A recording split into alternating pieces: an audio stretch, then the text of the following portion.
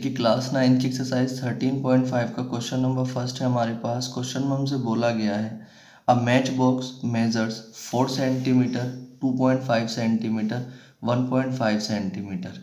एक माचिस की डिब्बी है, उसकी लंबाई 4 सेंटीमीटर है, चौड़ाई 2.5 सेंटीमीटर है और ऊंचाई 1.5 सेंटीमीटर है। What will be the volume of a packet containing 12 such boxes? तो हमें बताना है कि अगर इस तरह की 12 माचिस जो है एक पैकेट में रखी जाती हैं तो उस पैकेट का वॉल्यूम क्या होगा।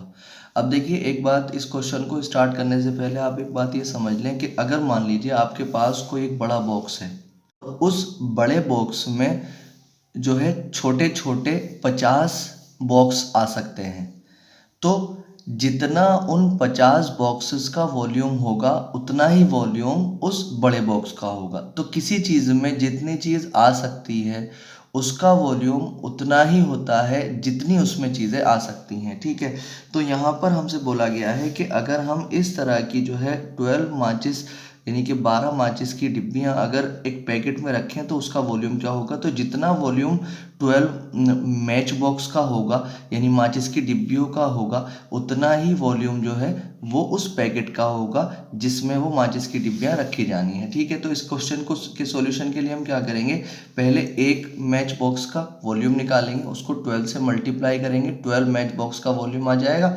फिर जितना 12 मैच बॉक्स का वॉल्यूम आएगा उतना ही उस पैकेट का वॉल्यूम आ जाएगा। ठीक है, तो यहाँ पर सबसे पहले हम एक मैच बॉक्स के लिए बात कर लेंगे। इसकी L और B और H को यहाँ पर हमने लिख लिया है। उसके बाद the volume of one match box, तो एक मैच बॉक्स का वॉल्यूम कैसे निकलेगा, L into B into H करके निकलेगा क्योंकि क्यूबॉइड के आकार का होता है मैच बॉक्स।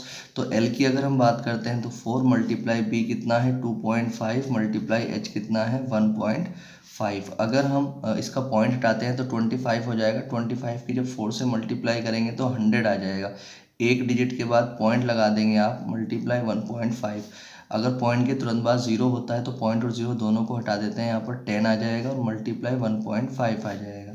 जब 15 से 10 की मल्टीप्लाई करेंगे, 1.5 से 10 की मल्टीप्लाई करेंगे तो 15 सेंटीमीटर क्यूब आ जाएगा। तो एक मैच बॉक्स का जो वॉल्यूम है 15 सेंटीमीटर क्यूब है। इसी तरीके से अब ये 12 मैच बॉक्स थी, तो अब हम 12 मैच बॉक्स का वॉल्यूम निकालेंगे।